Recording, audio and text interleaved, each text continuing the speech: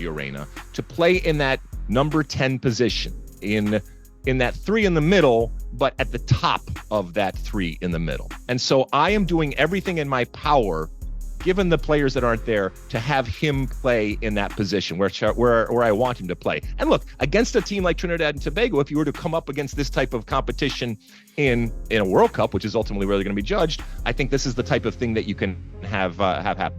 Matt Turner, as I said, continues on goal. Serginho Desta on the right.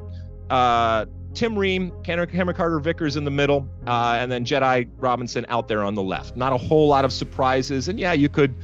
I'm still, as I said before, I'm still not sold on Chris Richards, and I certainly could have Miles Robinson in there for CCV, but I'm okay with CCV in there. In the midfield, McKennie, we'll talk more about him. He's playing really, really well. Musa, who's also playing really, really well, and they're both healthy, knock on wood. They're going to be in that midfield, and then right in front of them, as I said, Gio Reyna in that midfield withdrawn type of position from the forwards, but really with carte blanche to run the show as he should with that number 10 behind, and that as he can. And then up top, it gets interesting because Flo Balogun continues on up at the top of the spear there.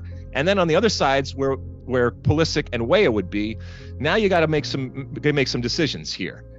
Brendan Aronson, who, as I said before, I just don't think has developed yet to the point that he needs to, but I'm willing to give him another opportunity here. So I'm going to put him out there on that left wing.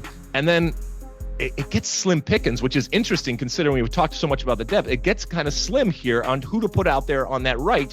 And I'm going to go with another guy who still hasn't quite impressed me. So these might be last chance saloon for someone like Zendejas, who I will put out there on the right for him to cut back into that left foot. He's playing really well from a club perspective. He's got to be able to translate that into the U.S. national team. So that's my 11 months.